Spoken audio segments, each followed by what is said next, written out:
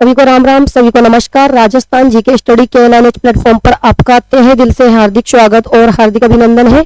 आशा और उम्मीद है कि आप सभी अच्छे होंगे, मस्त होंगे और आपकी जो तैयारी है काफी बेहतरीन चल रही होगी। तो आइए आज का सेशन शुरू करते हैं। और यहाँ पर geography, art of culture and history से 50 इंपॉर्टेंट क्वेश्चन रहने वाले हैं और ऐसे क्वेश्चन है जो एग्जाम में कई बार पूछे जाते हैं, बार बार रिपीट होते हैं। तो क्लास स्टार्ट करने से पहले आप सभी से रिक्वेस्ट है कि फटाफट क्लास के साथ जुड़ जाइए और दबा के एक बार क्लास को ज्यादा से ज्यादा शेयर कर दीजिए। तो देख लेते हैं आज का पहला क्वेश्चन। क्या पूछा गया है कि राजस्थान में मरुस्थल का ढाल, बताइए कौन बताएगा कि राजस्थान में जो मरुस्थल का ढाल है वे किस ओर है, कौन सी दिशा की तरफ? फटाफट आंसर दीजिए। राजस्थान में मरुस्थल का ढाल आपसे यहाँ पर पूछा गया है, क्या करने वाले हो? किस तरफ है राजस्थान में मरुस्थल का ढाल? उत्तर पूर्व से दक्षिण पश्चिम की ओर। किस ओर है? उत्तर पूर्व से दक्षिण पश्चिम की ओर। ठीक है, क्वेश्चन बनकर आ सकता है एग्जाम में, वेरी वेरी मोस्ट इंपोर्टेंट कि राजस्थान में मरुस्थल का जो ढाल है वे किस ओर है? तो उत्तर पूर्व से दक्षिण पश्चिम की ओर। ठीक है, उत्तर पूर्व से दक्षिण पश्चिम की ओर ढाल है मरुस्थल का। बालू का स्तूप युक्त प्रदेश पूछा गया है, बताइए क्या करने वाले हैं? बालू का स्तूप युक्त प्रदेश कितना प्रतिशत है? 58.50%। कितना है? 58.50%। लेकिन बालू का स्तूप मुक्त प्रदेश आपसे पूछ लिया जाए तो क्या करोगे? 41.50%। ठीक है, नेक्स्ट पूछा गया है कि राजस्थान में सभी प्रकार के जो बालू का स्तूप हैं वे कौन से जिले में पाए जाते हैं, क्या करोगे? फटाफट आंसर दो। राजस्थान में सभी प्रकार के बालू का स्तूप ये पाए जाते हैं कहां पर? जोधपुर। ठीक है, लेकिन क्वेश्चन आपको बनाकर दे दिया जाए कि राजस्थान में सर्वाधिक जो बालू का स्तूप है वो कौन से जिले में पाए जाते हैं, तो आपको करना है जैसलमेर। और सभी प्रकार के जो बालू का स्तूप है वो पाए जाते हैं जोधपुर। ठीक है, नेक्स्ट देखते हैं। गोड़वाड़ बेसिन कहा जाता है, बताइए गोड़वाड़ बेसिन कहा जाता है, किसको कहा जाता है? लूणी बेसिन को।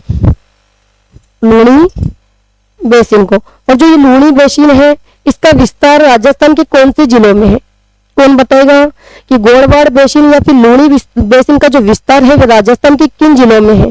तो बाड़मेर, बालोतरा, इसके अलावा जोधपुर और जालोर, इनमें इसका विस्तार है। नेक्स्ट पूछा गया है कि शेखावाटी क्षेत्र में चारागाह, बताइए जो शेखावाटी क्षेत्र है उसमें चारागाह या फिर घास के मैदान को कहा जाता है, क्या कहा जाता है? शेखावाटी क्षेत्र में चारागाह या फिर घास के मैदानों को क्या कहा जाता है? बीड़। क्या कहा जाता है? बीड़। ये बीड़ क्या है? घास के मैदान। ठीक है, शेखावाटी क्षेत्र में कहा जाता है इसे बीड़। इसके अलावा पूछा गया है लाठी सीरीज की लंबाई। पहले तो ये बताइए लाठी सीरीज क्या है, बताइए कौन बताएगा लाठी सीरीज क्या है? क्या है लाठी सीरीज? भूगर्भीय जलीय पट्टी। और इसका विस्तार कहां से कहां तक है? मोहनगढ़ से पोखरण तक इसका विस्तार है। यहाँ पर इसकी लंबाई पूछ ली गई है आपसे, तो इसकी लंबाई है 60 किलोमीटर। कितनी है?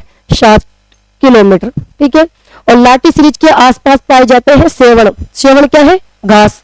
ठीक है, इसके अलावा चांदल जो नलकूप है ये भी लाठी सीरीज के पास पाए जाते हैं, जिसे कहा जाता है थार का गढ़ा। ठीक है, नेक्स्ट पूछा गया है कि ऊंट महोत्सव, ये तो आप सभी जानते हैं ऊंट महोत्सव कहाँ मनाया जाता है? बीकानेर में। लेकिन अगर आपसे पूछ लिया जाए कि मरु महोत्सव कहाँ मनाया जाता है, तो आपको करना है जैसलमेर। और थार महोत्सव बाड़मेर। ठीक है, या फिर मारवाड़ महोत्सव कहाँ मनाया जाता है, तो ये मनाया जाता है जोधपुर में। ठीक है, नेक्स्ट पूछा गया है अरावली की दिशा। अब क्या पूछा गया है आपसे? अरावली की दिशा, बताइए राजस्थान में जो अरावली की दिशा है वे किस तरफ है? आप सभी जानते हैं जो राजस्थान है उसमें जो अरावली पर्वतमाला है वे कहां से प्रवेश करती है? राजस्थान में सिरोही से। और सिरोही से प्रवेश करते हुए कहां तक जाती है? खेतड़ी झुंझुनू तक। तो इसकी दिशा पूछी गई है अरावली की, तो इसकी दिशा किस तरफ है? दक्षिण पश्चिम से उत्तर पूर्व की ओर। ठीक है, इसकी दिशा किस ओर है? दक्षिण पश्चिम से उत्तर पूर्व की ओर। अभी हमने थोड़ी देर पहले क्या पढ़ा था? मरुस्थल का ढाल पढ़ा था, वो तो था कौन सी दिशा की तरफ? उत्तर पूर्व से दक्षिण पश्चिम की ओर। लेकिन यहाँ पर तो अरावली की दिशा पूछी गई है और अरावली आप सभी जानते हैं राजस्थान में सिरोही से प्रवेश करती है और खेतड़ी झुंझुनू तक जाती है। तो इसकी दिशा पूछी गई है, तो दिशा इसकी कौन सी होगी? दक्षिण पश्चिम से उत्तर पूर्व की ओर। ठीक है, क्लियर? नेक्स्ट पूछा गया है कि टोडगढ़ चोटी की ऊंचाई कौन बताएगा। टोडगढ़ चोटी की ऊंचाई कितनी है बताइए, कितनी है 933 मीटर, कितनी है 933 मीटर। और ये चोटी कहां पर है, राजस्थान की कौन सी जिले में है, तो ये है ब्यावर, अजमेर मत करना, ठीक है, ब्यावर में स्थित है। इसके अलावा पूछा गया है कि मानदेसरा का पठार बताइए, ये जो मानदेसरा का पठार है ये राजस्थान की कौन से जिले में है, कौन बताएगा। मानदेसरा का पठार कहां पर है ये मानदेसरा का पठार, तो ये चित्तौड़गढ़, मानदेसरा का पठार कहां पर है, चित्तौड़गढ़ में। और मेषा का पठार ये भी चित्तौड़गढ़ जिले में स्थित है। नेक्स्ट पूछा गया है कि आबू पर्वत की ऊंचाई कितनी है, आबू पर्वत की ऊंचाई, तो इसकी ऊंचाई है 1200 मीटर, कितनी है 1200 मीटर। कहां पर है ये, सिरोही जिले में स्थित है। लेकिन राजस्थान का सबसे ऊंचा पठार कौन सा है, उड़िया का पठार। और उड़िया का पठार कहां पर है, माउंट आबू सिरोही में है और इसकी ऊंचाई कितनी है 1360 मीटर। नेक्स्ट पूछा गया है कि सोमेश्वर की नाल बताइए, सोमेश्वर की जो नाल है वह राजस्थान की कौन से जिले में है, कौन बताएगा। सोमेश्वर की नाल कहां पर है, सोमेश्वर की नाल, तो यह है पाली जिले में। इसके अलावा देशुरी की नाल भी आपसे पूछा जा सकता है कि देशुरी की नाल या फिर बरदर्रा ये राजस्थान के कौन से जिले में स्थित है, तो ये भी पाली में स्थित है। नेक्स्ट पूछा गया है कि छप्पन की पहाड़ी कहां पर है, ये छप्पन की पहाड़ी। एक तो पूछा जाता है छप्पन का मैदान, दूसरा क्वेश्चन बनकर आता है छप्पन की पहाड़ी। तो जो छप्पन का मैदान है वो तो आप सभी जानते हैं प्रतापगढ़ और बांसवाड़ा, ठीक है, लेकिन यहाँ पूछा गया है छप्पन की पहाड़ी, तो ये राजस्थान के कौन से जिले में है, बालोतरा, बालोतरा जिले में स्थित है, ठीक है, क्लियर। नेक्स्ट पूछा गया है कि सोम नदी का उद्गम बताइए भाई, कौन बताएगा सोम नदी का उद्गम। ये ऐसे 50 क्वेश्चन है जो एग्जाम में बार बार पूछे जाते हैं, ठीक है, क्वेश्चन बनकर आ सकता है। सोम नदी का उद्गम कहां से होता है, इस सोम नदी का उद्गम, तो बीछा मेड़ा की पहाड़ी कहां से होता है, बीछा मेड़ा की पहाड़ी उदयपुर से। कहां से उद्गम होता है, बीछा मेड़ा की पहाड़ी उदयपुर से इसका उद्गम होता है सोम नदी का, ठीक है। और सोम किसकी सहायक नदी है, तो आप सभी जानते हैं यह है माही नदी की सहायक नदी। नेक्स्ट पूछा गया है कि मेश्वा हतमती किसकी सहायक नदियां बताइए भाई, कौन बताएगा। यहाँ पर आपको नदियों के नाम दे दिए गए हैं कि मेश्वा हतमती किसकी सहायक नदियां है, बताइए किसकी सहायक नदी है ये, तो ये है साबरमती की सहायक नदी। किसकी सहायक नदी है, साबरमती की। और साबरमती नदी आप सभी जानते हैं कौन से अफवाह तंत्र का भाग है, अरब सागरीय अफवाह तंत्र का भाग है। इसके अलावा साबरमती की और सहायक नदियों के नाम बता दीजिए, कौन कौन सी सहायक नदियां हैं, तो वाकल है, मेश्वा है, हतमती है, माजम है और मानसी। ये जो सारी नदियां हैं ये साबरमती की सहायक नदियां हैं। इसके अलावा पूछा गया है कि अणखला किला के नाम से कौन सा किला जाना जाता है, बताइए कौन बताएगा। अणखला किला के नाम से जाना जाता है कुचामन का किला। कौन सा किला जाना जाता है, कुचामन का किला। और ये कुचामन का किला कहां पर है, डिडवाना कुचामन सिटी में स्थित है। कहां पर है, डिडवाना कुचामन सिटी में स्थित किला है ये। और इसका निर्माण किसने करवाया था, क्वेश्चन बनकर आ सकता है कि जो कुचामन का किला है इसका जो निर्माण है वो किसने करवाया, तो इसका निर्माण करवाया था जालिम सिंह ने, ठीक है। या फिर जागीर किलों का शिरमौर भी इस किले को कहा जाता है, ठीक है। नेक्स्ट कि चंबल बामनी के संगम पर स्थित किला बताइए, चंबल और बामनी के संगम पर स्थित किला कौन सा है, तो भैंसरोडगढ़ का किला। और ये भैंसरोडगढ़ का किला तो आप सभी जानते हैं कहां पर है, कहां पर है भैंसरोडगढ़ का किला, चित्तौड़गढ़ में। और इसके संबंध में कर्नल जेम्स टोड का क्या कथन है कि यदि उन्हें राजपूताने की पेशकश की जाए तो वो भैंसरोडगढ़ के किले को ही चुनेंगे, यानी कुछ तो इसमें ऐसी विशेष बात है, ठीक है। तो कथन भी दिया जा सकता है इसके संबंध में। तो ये जो किला है भैंसरोडगढ़ का किला, ये चंबल और बामनी के संगम पर स्थित है। और इसका निर्माण करवाया था भैंसा शाह और रोड़ा नाम के व्यापारियों ने। नेक्स्ट पूछा है कि मेवाड़ का मुकुटमणि किला बताइए, नाम बता दीजिए कि मेवाड़ का मुकुटमणि किला कहा जाता है, कौन से किले को कहा जाता है, क्या करने वाले हो, सज्जनगढ़। कौन से किले को कहा जाता है, सज्जनगढ़ किले को कहा जाता है। और सज्जनगढ़ का किला तो आप सभी जानते हैं कहां पर है, उदयपुर जिले में स्थित है। और उसका निर्माण किसने करवाया था, महाराणा सज्जन सिंह ने, ठीक है। या फिर इसे मानसून पैलेस के नाम से भी जाना जाता है। ठीक है, नेक्स्ट पूछा गया है कि नवल बाण तोप कौन से दुर्ग में स्थित है? क्या करोगे? नवल बाण तोप ये कौन से दुर्ग में स्थित है? शाहाबाद दुर्ग। कौन से दुर्ग में स्थित है? शाहाबाद दुर्ग। और ये शाहाबाद का दुर्ग कहां पर है? बारां। कौन से जिले में स्थित है? बारां जिले में स्थित है। और शाहाबाद जो दुर्ग है इसका निर्माण किसने करवाया था? तो चौहान राजा मुकुटमणिदेव के द्वारा इसका निर्माण करवाया गया था। कौन सी पहाड़ी पर स्थित है किला? भांति पहाड़ी पर स्थित किला है। ठीक है, नेक्स्ट पूछा है कि कछवा वंश की द्वितीय राजधानी बताइए। कौन बताएगा कछवा वंश की द्वितीय राजधानी का नाम? आप सभी जानते हैं कछवा वंश की प्रथम राजधानी दौसा, द्वितीय राजधानी जमवा रामगढ़ और तृतीय राजधानी है आमेर। तो यहाँ पर द्वितीय पूछी गई है तो जमवा रामगढ़। जमवा रामगढ़ ये कछवा वंश की कौन सी राजधानी है? द्वितीय राजधानी। ठीक है, नेक्स्ट पूछा है कि काकनवाड़ी किले का निर्माण। पहले तो बताइए काकनवाड़ी का जो किला है ये कौन से जिले में है? तो अलवर जिले में स्थित है काकनवाड़ी का किला। कहां पर स्थित है? अलवर में काकनवाड़ी का किला, अलवर। लेकिन इसका निर्माण किसने करवाया बताइए? काकनवाड़ी का किला अलवर में तो है लेकिन इसका निर्माण करता है यहाँ पर आपसे पूछा गया है किसने निर्माण करवाया था? सवाई जयसिंह ने। ठीक है, सवाई जयसिंह ने। और ये काकनवाड़ी का किला वही किला है जिसमें दारा शिकोह को कैद करके रखा गया था। ठीक है, क्वेश्चन बनकर आ सकता है कि ऐसा कौन सा किला है जिसमें दारा शिकोह को कैद करके रखा गया? तो काकनवाड़ी का किला। ठीक है, अलवर में। विश्व की सबसे बड़ी पगड़ी बताइए किस हवेली में है? विश्व की सबसे बड़ी पगड़ी कहां पर है? बागोर हवेली। और बागोर हवेली आप सभी जानते हैं कहां पर है? उदयपुर में। कहां पर है बागोर हवेली? उदयपुर। यानी पगड़ियों का संग्रहालय, इसे क्या कहा जाता है? पगड़ियों का संग्रहालय भी कहा जाता है। नेक्स्ट पूछा है कि सिंगानिया हवेली कहां पर स्थित है? क्या करोगे भाई बताइए? सिंगानिया हवेली कहां पर स्थित है? फतेहपुर सीकर। कहां पर?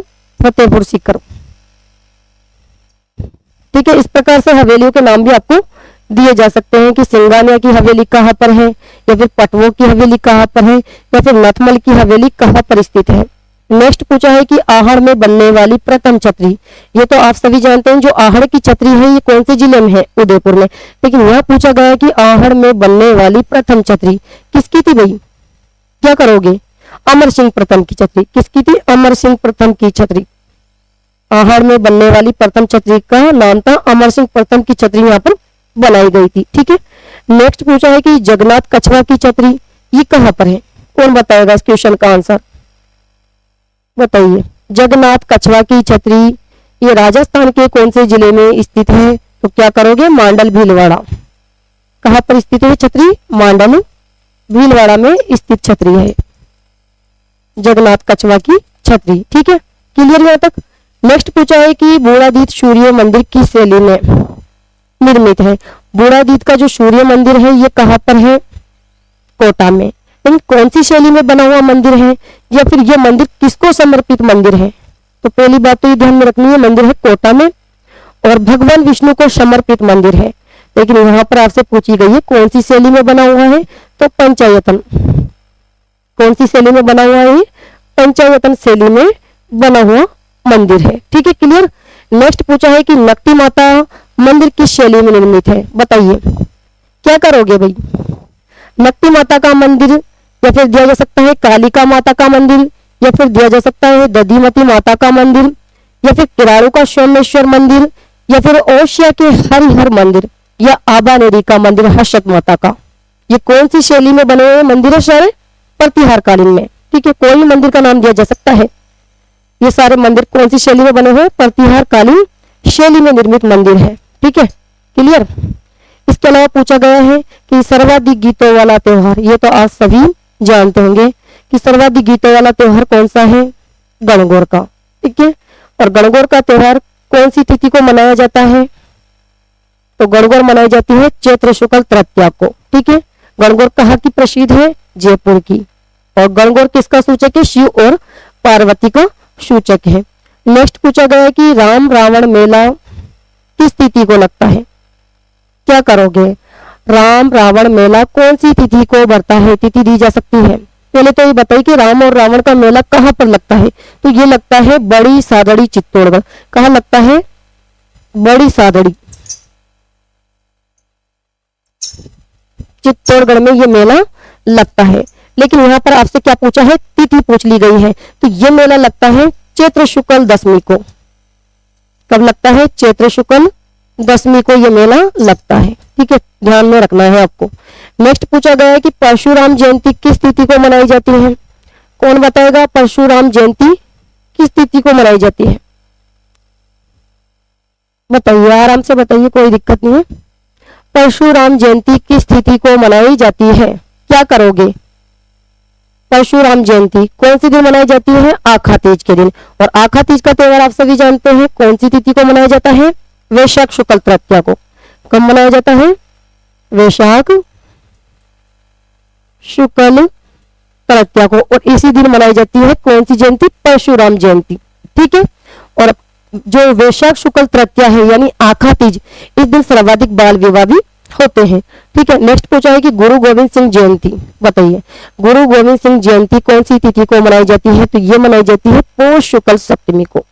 कब मनाई जाती है? पौष के महीने में, पौष शुक्ल और सप्तमी। ठीक है, नेक्स्ट पूछा है कि कोटा के हाड़ा चौहानों की कुल देवी पूछा है आपसे। बताइए, कोटा के हाड़ा चौहानों की, क्या पूछा है? कोटा के हाड़ा चौहानों की कुल देवी का नाम।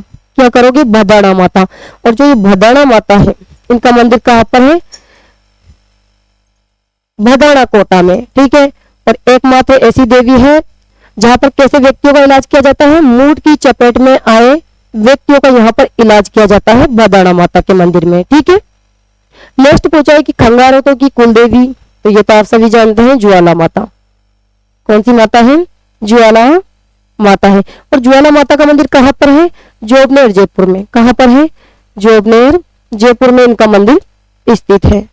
ठीक है, इसकी कुल देवी है ये खंगारतों की कुल देवी। नेक्स्ट पूछा है कि जल देवी मंदिर कहाँ पर स्थित है? Very very most important question. बताइए, जल देवी का मंदिर राजस्थान के कौन से जिले में है? तो यह है टोंक में स्थित। जल देवी का मंदिर कहाँ पर स्थित है? टोंक में। नेक्स्ट आपसे पूछा गया है कि प्लेग रक्षक देवता।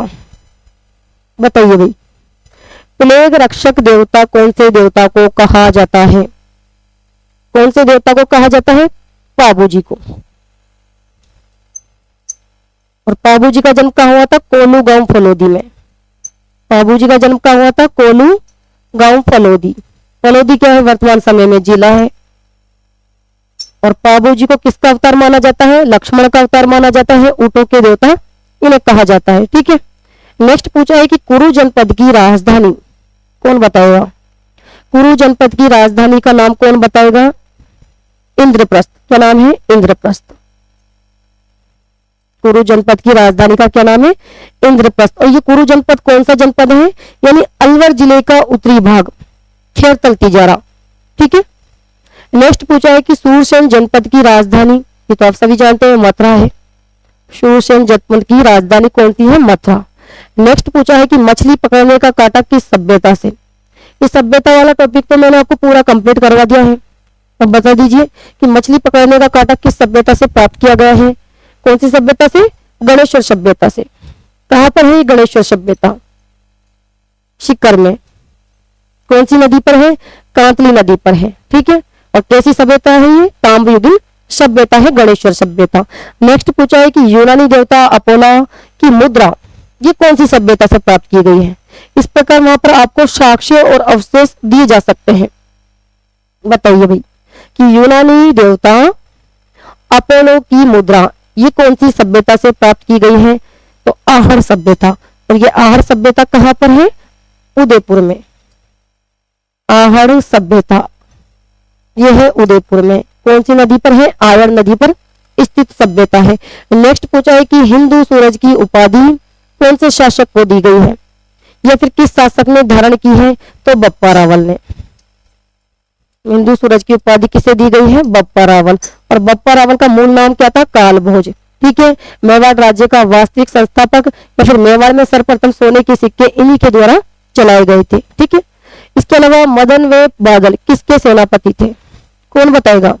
मदन और बादल ये दोनों किसके सेनापति थे? क्या करोगे? जैत सिंह। किसके सेनापति थे? जेत सिंह के सेनापति, ठीक है, जिसने चित्तौड़ को अपनी राजधानी बनाया था। ठीक है, नेक्स्ट पूछा है कि कदमी महल का निर्माण, तो कदमी महल तो आप सभी जानते हैं कहां पर है? आमेर, जयपुर में स्थित है। लेकिन इसका निर्माण किसने करवाया था? तो राजदेव, राजदेव कछवा ने, राजदेव कछवा ने कब करवाया था? 1237 ईस्वी में इसका निर्माण करवाया था। कहां पर हुई कदमी महल? आमेर, जयपुर में। निर्माणकर्ता कौन है? राजदेव कछवा। कब करवाया था? 1237 ईस्वी में। ठीक है, नेक्स्ट पूछा है कि अकबर द्वारा तीसरे शिष्टमंडल के रूप में भेजा गया, क्या करने वाले हो? बताइए, क्या पूछा है यहां पर कि अकबर द्वारा तीसरे शिष्टमंडल के रूप में भेजा। अकबर के द्वारा सर्वप्रथम किसको भेजा गया था? जलाल खां को, फिर मानसिंह को, उसके बाद भगवान दास और फिर टोडरमल। ठीक है, तो तीसरे शिष्टमंडल पूछा है यहाँ पर, तो क्या हो जाएगा? भगवान दास। क्या हो जाएगा? भगवान दास, भगवंत दास। ठीक है, अकबर द्वारा सर्वप्रथम किसे भेजा था? जलाल खां को, फिर भेजा गया था मानसिंह को, फिर भगवान दास को और फिर टोडरमल को। ठीक है, तो हमारा तो राइट आंसर यहाँ पर भगवान दास हो जाएगा। नेक्स्ट, चंदावार का युद्ध, बताइए कि चंदावार का युद्ध कब हुआ था? कौन से सन में हुआ था? तो 1194 ईस्वी में। लेकिन ये युद्ध किस किस के बीच में लड़ा गया था? तो मोहम्मद गोरी, किसके बीच में? एक तो मोहम्मद गोरी, इसके अलावा जयचंद गढ़वाल, जयचंद गढ़वाल के बीच में ये युद्ध हुआ था। ठीक है, और जयचंद गढ़वाल का पुत्र का नाम था श्वेतराम और श्वेतराम के पुत्र का नाम क्या था? राव सिन्हा। ठीक है, नेक्स्ट, कि हिंदुस्तान का सबसे शक्तिशाली राजा कहा जाता है, तो ये तो आप सभी जानते हैं, हिंदुस्तान का सबसे शक्तिशाली राजा कहा जाता है मालदेव को, मालदेव राठौड़। किसे कहा जाता है? मालदेव राठौड़ को। क्यों कहा जाता है भाई? क्यों कहा जाता है हिंदुस्तान का सबसे शक्तिशाली राजा मालदेव राठौड़ को? क्योंकि 52 युद्धों को इन्होंने जीता था और इन्हें कहा जाता है हष्टमत वाला राजा। क्वेश्चन बनाकर दिया जा सकता है कि हष्टमत वाला राजा कहा जाता है तो मालदेव राठौड़ को। ठीक है, नेक्स्ट पूछा है कि सूर सिंह को सवाई की उपाधि, कौन बताएगा इस क्वेश्चन का आंसर? बताइए, क्या करोगे कि सूर सिंह को सवाई की जो उपाधि है ये किसने दी थी? किसके द्वारा दी गई थी? अकबर के द्वारा। सूर सिंह को सवाई की उपाधि दी थी अकबर ने। ठीक है, और जो ये सूर सिंह था ये किसके समकालीन था? अकबर और जहांगीर, इन दोनों के समकालीन रह चुका है। ठीक है, और इसके अगर शासन की अवधि की अगर हम बात करें तो 1595 से लेकर 1619 तक इसका शासनकाल था। ठीक है, नेक्स्ट, खेजरली हत्याकांड कब पूछा गया? कब हुआ? खेजरली हत्याकांड ये कब हुआ? क्या करने वाले हैं? 1730 में। और उस समय जोधपुर का शासक का नाम बताइए। भाई 1730 ईस्वी में हुआ था, लेकिन उस समय जोधपुर के शासक का नाम भी आपसे पूछा जा सकता है, तो क्या करोगे? अभय सिंह। ठीक है, और खेजरली मेला जो कब लगता है? भाद्रपद शुक्ल दशमी को। विश्व का एकमात्र वृक्ष मेला है, कौन सी तिथि को बढ़ता है? भाद्रपद शुक्ल दशमी को। ठीक है, नेक्स्ट पूछा है कि सूरज प्रकाश की रचना किसके द्वारा की गई है? कर्णिवान के द्वारा। ठीक है, सूरज प्रकाश की रचना किसने की है? कर्णिवान के द्वारा। नेक्स्ट पूछा है कि कर्ण सिंह का दरबारी विद्वान, बताइए भाई क्या पूछा है? कर्ण सिंह का दरबारी विद्वान। Question very very most important है, एग्जाम में पूछा जा सकता है। कौन बताएगा कर्ण सिंह के दरबारी विद्वान का नाम?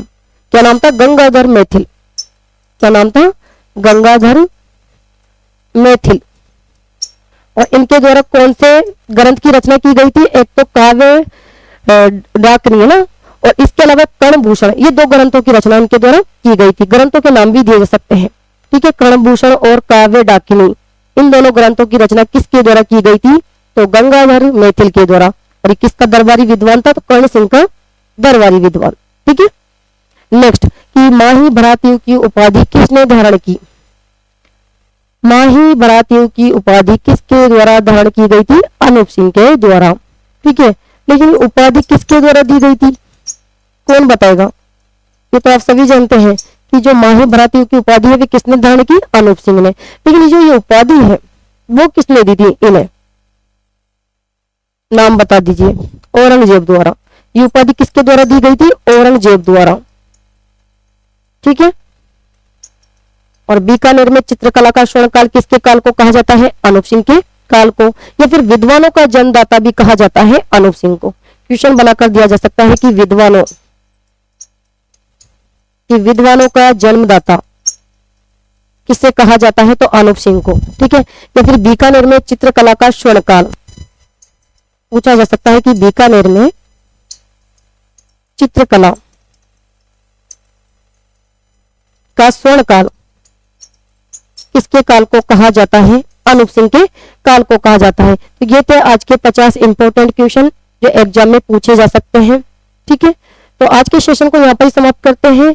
और क्लास अगर आपको अच्छी लगी हो तो लाइक कीजिएगा, शेयर कीजिएगा, और चैनल पर पहली बार आए हो तो चैनल को सब्सक्राइब करना ना भूलें। तो नेक्स्ट क्लास में मिलते हैं, तब तक के लिए धन्यवाद। Thank you so much.